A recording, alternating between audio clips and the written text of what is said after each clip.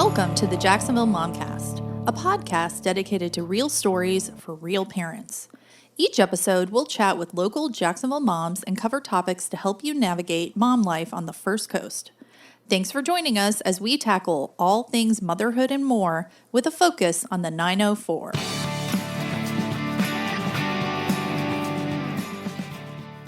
Welcome to episode 2 of the Jacksonville Momcast. Today, we're chatting with Courtney Hughes. Courtney is a Jacksonville mom and the founder of the Will King Foundation, a nonprofit organization that supports international children receiving heart treatment at Wolfson Children's Hospital here in Jacksonville, Florida. In this episode, Courtney shares with us the heart-wrenching details surrounding the loss of her son Will and how her family's faith led them to honor Will through the foundation. Thanks for listening. Today, we'd like to welcome Courtney Hughes. Courtney is the mom behind the Will King Foundation. So, Courtney, why don't you start by just telling us a little bit about yourself and about your family?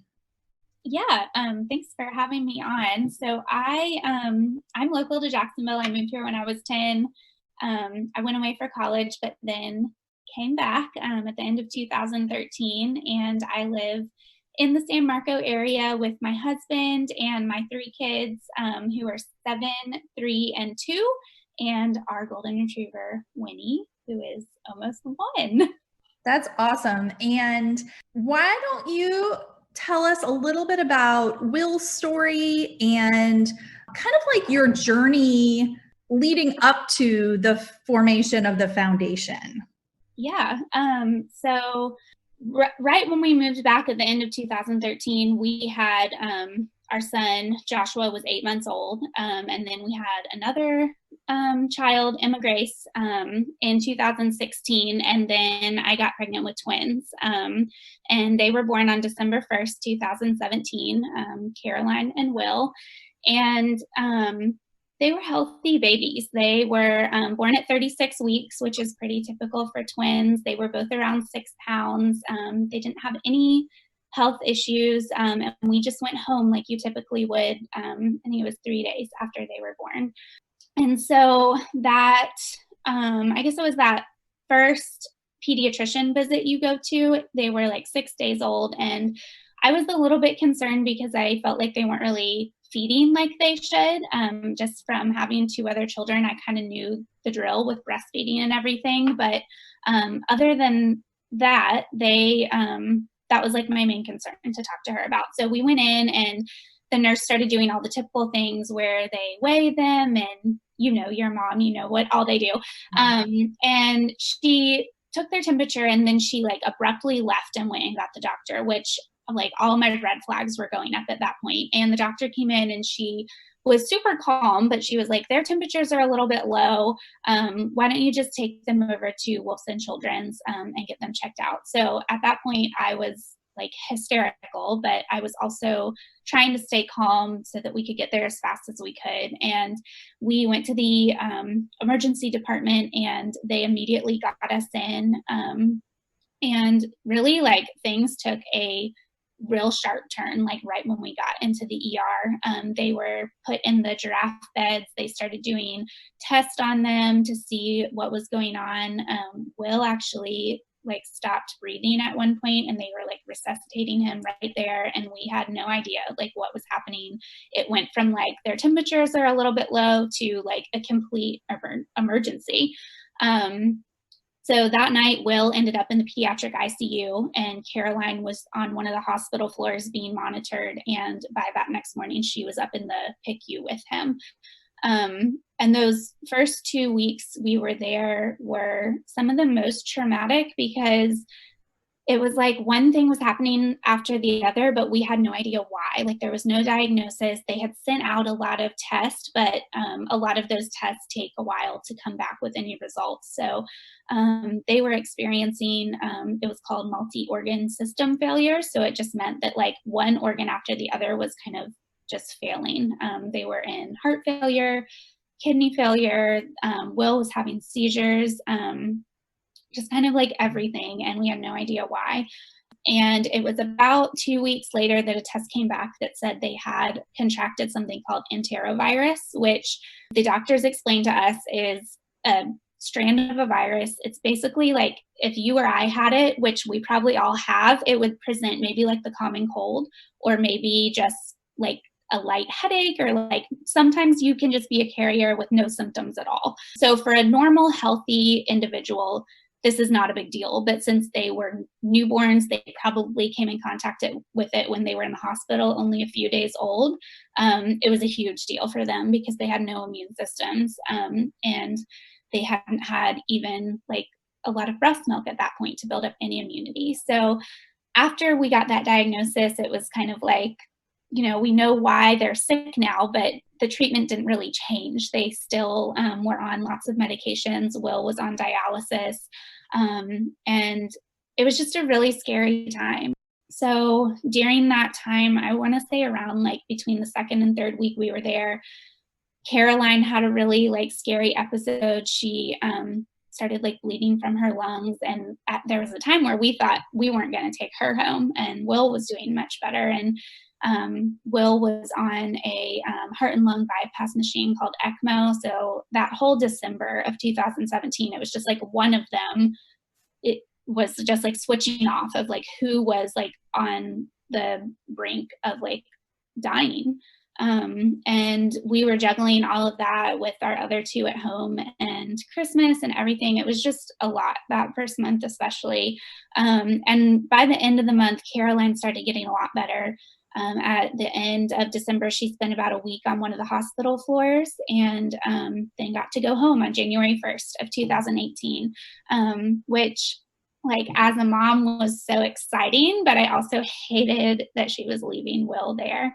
And he was still in the PICU for another about 2 months. He was there. So the beginning of 2019, January and February, he was there, and he wasn't like as bad as he was in December. There was a lot of talk of like when he goes home and, he might have certain medical complications, but we were seeing a lot of hope during that time. We thought that he was definitely going to get better. We knew it was going to be a really long road. But at the end of February, beginning of March, he just took another like turn, and he ended up passing away on March 6th, really of heart failure due to complications of the virus. So we just didn't really know what to do from there. But we knew that his story wasn't over. Absolutely. Just the fact that you can share his story is unbelievable to me as a mom. A lot. It's a lot. Just listening to it is a lot, not even having lived through it like you have. And so you have this unbelievable loss.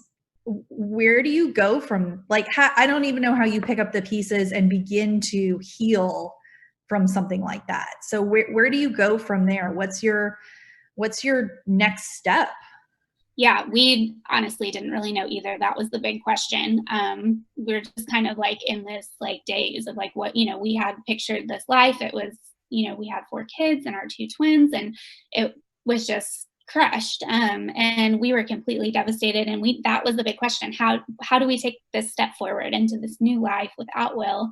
And we knew we wanted to do something to honor his life. He was only here on earth for 96 days, but for such a short amount of time, he made a really huge impact on not just our community, but a lot of people around the world who were praying for him. And we're hearing of these stories of how we were told so many times, like, this is his last day, or he's, not going to make it through this. And he just continued to have that kind of will to live. And we knew that we had to do something to honor his life. And there was this one night, a few weeks after he passed away, that my husband and I were just kind of like sitting on the floor in our living room with my parents, and all of our kids were asleep, and we were talking about Will and the whole experience, and we were all expressing like the fact that we wanted to do something to honor his life. And all these ideas were being thrown around, but nothing really felt right. So we just kind of left it at that. Like, we want to do something, but we don't know what.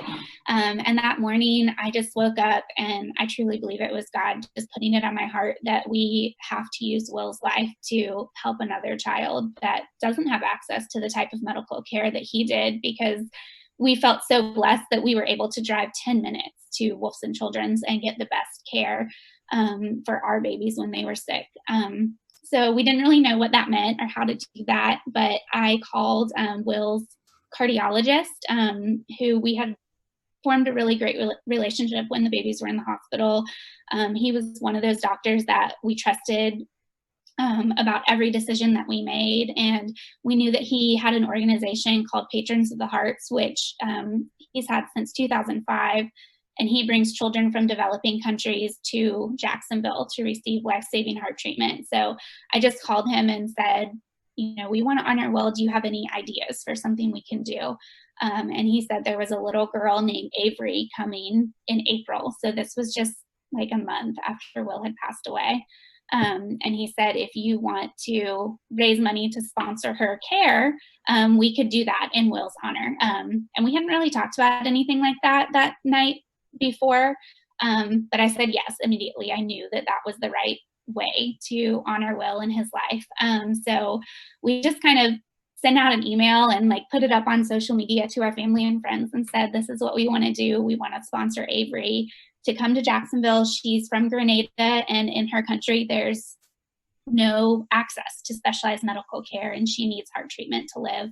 And the cool thing was she was just a few weeks older than Caroline and Will, so she was just about their age. And we had I still get chills talking about it, just an overwhelming response of support to sponsor this little baby girl. And so we were able to sponsor Avery in April, and she came over with her mom, and we got to spend time with her and just hear their story. And we were sitting, they stay at the Ronald McDonald house when they come for treatment. So we walked to just a little park, on the river right near the Ronald McDonald house. And I remember her mom telling me how they had to travel all the way from Grenada to Trinidad just to receive an echo, which is the imaging of the heart to diagnose it. And I was just sitting there thinking, when our babies needed an echo, it was the nurses called the echo techs, they came down, and in 10 minutes they got the echo. That this little girl and her mom were having to travel to a completely different country just to get a diagnosis. And that was a really impactful moment for me, because at that moment I knew this is not the end. We're not just going to sponsor Avery in honor of Will and be done. Not to say that wouldn't have been amazing, because it was, but listening to her and just hearing the need that I felt I was so naive to, I knew that we had to keep going. And we've been trying to figure out how to do that ever since. And I think that a lot of times people don't realize how lucky we are to have such amazing medical facilities at our fingertips, and that not everybody has access to a Wolfson's right down the street like we do. Yeah, it's crazy.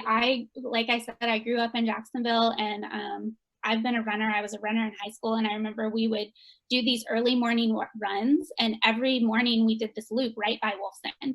And I now think I was this, high schooler running by this hospital multiple times a week, and I never knew what was happening inside. And I hate that I know what happens inside. But once you know how blessed you are and how lucky you are to live in a city with that type of care, if your child does need it, it's kind of you can't not do something about it. And that's really how I felt when I was sitting there talking to Avery's mom that day. It was I never knew that Wolfson Children's has been right literally in my backyard my whole life, and I never knew how lucky I was until I talked to her and realized that they have no medical care whatsoever. And if Avery wasn't able to come here, that she was helpless. She couldn't do anything about it, which I just don't think is fair. Yeah, absolutely. And even to go along with that, the Ronald McDonald House, our family's done some volunteering and fundraising for them, and that facility is amazing, just amazing. The way they care for the families and the support they provide, it's just so much more than a house. It's like a home for those families. Definitely. It's amazing. So you sponsor Avery, and obviously you know that this is the path for your family and for you to honor Will. So how do you go about creating a foundation and putting more of your heart and your time into that? Because you also have, a bunch of little kids at home. Yeah, it's a little nuts here. Yeah, it has definitely been a giant learning experience, and we could not have done it without our community that came around us to support us. So kind of going back, like I said, when we asked people to help us sponsor Avery, we received this huge, generous outpouring of support. And we had more than enough to sponsor Avery. So at that point, I just kind of told Dr. Ategi is his name, the cardiologist that runs Patrons of the Hearts. I told Dr. Ategi, we can sponsor another child. Is there someone else coming? And so that July, we sponsored a little girl named Paula. And then at the end of 2019, we sponsored another little girl from Grenada named Malia. And I think it was kind of around that point, like the fall and winter of 2019, that it became real. And we were like, okay, this is what we're doing. My husband and I and my parents, none of us ever had aspirations to start a nonprofit or do anything like that. But it was kind of like Will had put us on this path, and it was our choice whether or not to walk down it. And meeting these families and these children, there's no way we could not walk down that path and figure it out. So we established the Will King Foundation. One of my really good friends who lived across the street from me has worked for a hospital nonprofit and then for another nonprofit. And she kind of stepped in as one of our our first team members. And she sat down with us one day in the fall of 2019. And we kind of worked through what's our mission, what's our vision, and really got establishing those clear goals. And one of the things she asked us was, do you want to make a big impact on a few or a small impact on many? And I said both. And so we kind of set it up so that we can make a really big impact on a few by continuing to sponsor children through Patrons of the Heart. So that's one thing we do every year. We've been able to sponsor 2 to 3 children annually to come to Jacksonville to receive heart treatment. And then to make a smaller impact on a few, we set up another way to kind of reach all of the families that come internationally. About 12 come through Patrons of the Hearts every year. So we have a system called the King Kits, and it's a welcome kit that we give to all of those families. And we worked with the Ronald McDonald House and the nurses in the CVICU to figure out some things that the families really want or need while they're there. Because I just kept thinking about if we were doing what we did with our twins in a different country without our family and friends, how even more difficult it would have been. So these families are traveling here. It's usually just, the child with their parents, or maybe one parent or a mom and a grandma, and that's all they have. They don't know anyone. A lot of them, it's the first time they've ever been to the United States. Some families don't even speak English. So it's just the whole, your child's in the hospital receiving surgery, but it's also this kind of culture shock, and you don't have your community there to be there for you. So with the King Kits, it's kind of just the first step in opening that door to let the families know, we're here for you. We give them, a way to reach us. We've partnered with our church, the Church of 1122, so that we can have some members from their care team go and visit the families if they want that, and just really make it a way to provide that caring community for them. So we've kind of set up ways to do both of those things. And then we also set a really big goal that's more a 5-year goal to establish an endowment fund through Baptist Health, so that we can make sure all of these international pediatric heart programs continue to function even after Dr. Ategi retires. We want to make sure there's a way for international children to keep coming, because he's really done this out of the goodness of his heart, just because this is his passion and he cares about it, and to make an impact on every international child that comes to Jacksonville to receive heart. They can't come. So that's kind of our next big goal, is to establish a foundation. And we're just getting started on that. So that's awesome. Let's talk about Gather and Give, which is an event to benefit the foundation. And why don't you tell us a little bit about it? There been 1 or 2 so far? Yeah, so there's been one. Okay. Last October was our first Gather and Give, and we really wanted to do something where we were able to get the whole Jacksonville community together and kind of give back and support these international children that are coming to our city to receive life-saving heart treatment. So that's why we named it Gather and Give. And last year we hosted it was like a really fun family farm day. It was at Congaree and Penn, and we had wagon rides and a pumpkin patch and really good food. And it was just a really fun time to see lots of people from Jacksonville come out to support these families and children. And one of the things we do at Gather and Give is we fill up our King kits. So we give out 12 King kits every year because there's 12 children that come for heart treatment through Patrons of the Hearts. So we had these 12 cooler totes set out, and we do cooler totes because the Ronald McDonald House already gives them like a tote bag to carry their stuff in back and forth from the house to the hospital.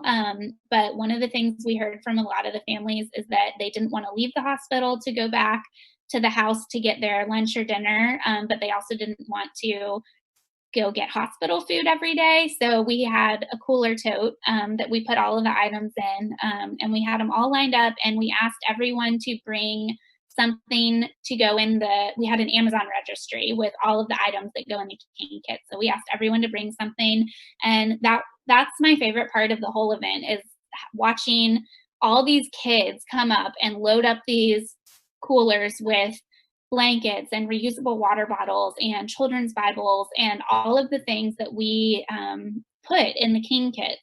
So that's one of the really neat things about Gather and Give. And then this year, we're going to hopefully, if all of this craziness from the COVID-19 pandemic calms down, we have it scheduled for November 7th this year from 2 to 5 p.m. at the Keeler property in West Jacksonville. It's really beautiful outdoor space with a really neat rustic barn, and we're going to be hosting a benefit concert and a family night with food trucks and activities for kids. We're going to be filling up our King kits again, and we have some really great artists coming, and it's just a really neat time just to gather Jacksonville together and love and support these children and families that are coming to our city so that their children can receive the life-saving treatment that all of our children have access to all the time.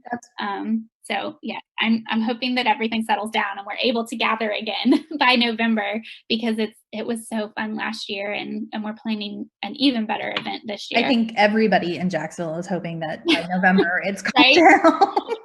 The idea of getting a big gathering together sounds really great right about now.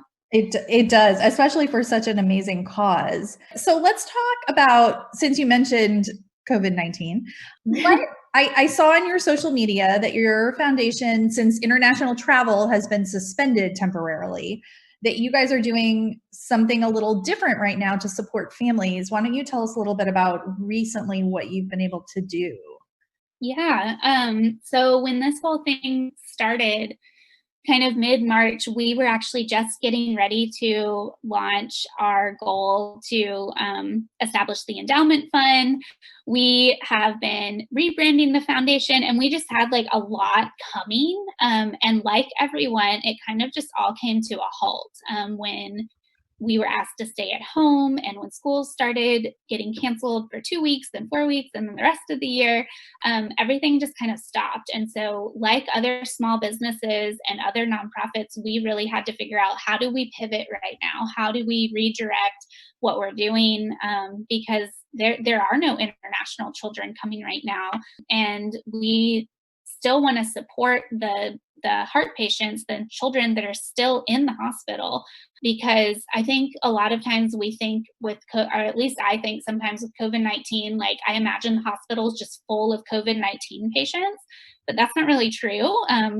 Cancer treatment is still happening, broken bones are still being fixed, and children are still receiving heart treatment. All of that stuff doesn't stop. So one thing we did was partner with the Healing Hearts Project, which is another really amazing local nonprofit, and they support the children and families in the cardiac ICU at Wilson Children's. So some of our patients that we support overlap because they support the international families that come too with, they do things like surgery day meals, and they have a heart cart with like supplies and things that the patients and families might need in the cardiac ICU at Wilson. So we were able to work with them to provide a meal for the current families and staff. That was like a few weeks ago. And then we also worked with the Baptist Health Foundation to be able to supply some gift cards to all current families in the cardiac ICU, which got so many of them that we were able to give some to the current families in the cardiac ICU, just to show them that there are people here that love and support them. I can't imagine what they're going through right now, just knowing what our experience was when our babies were in the hospital. They're not only like experiencing all of those same fears and challenges, but they also now have all of these restrictions based on all the things they've put in place because of COVID-19. So a lot of the restaurants in the hospital aren't open right now. They can only have one parent up in the hospital rooms right now. So there's just a lot more going on. And we just felt honored that we had the resources to be able to pivot a little bit and support the families that are currently there. But we are looking forward to those travel restrictions being lifted and being able to get back to our mission, and supporting the international children that need to come, because I know that there's one mom that I've been talking to that lives in Grenada, and she's scared because her child has had to postpone his surgery that was supposed to happen in May. And, they're nervous that what's going to happen if he can't get the treatment he needs. So we're excited to get back to supporting those international families that are coming, and hope that they'll be able to come back soon. Absolutely. It's definitely a scary time as a parent, even without health concerns for your child. It's just, everything is challenging right now. I can't even imagine factoring into that, having to hospital stay or any type of medical complications. Definitely.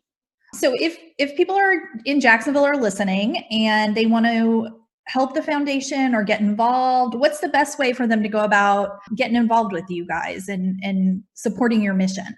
Yeah, we would absolutely love that. If someone is interested in supporting, they can go to our website. It's willkingfoundation.com, and you can learn how to donate there.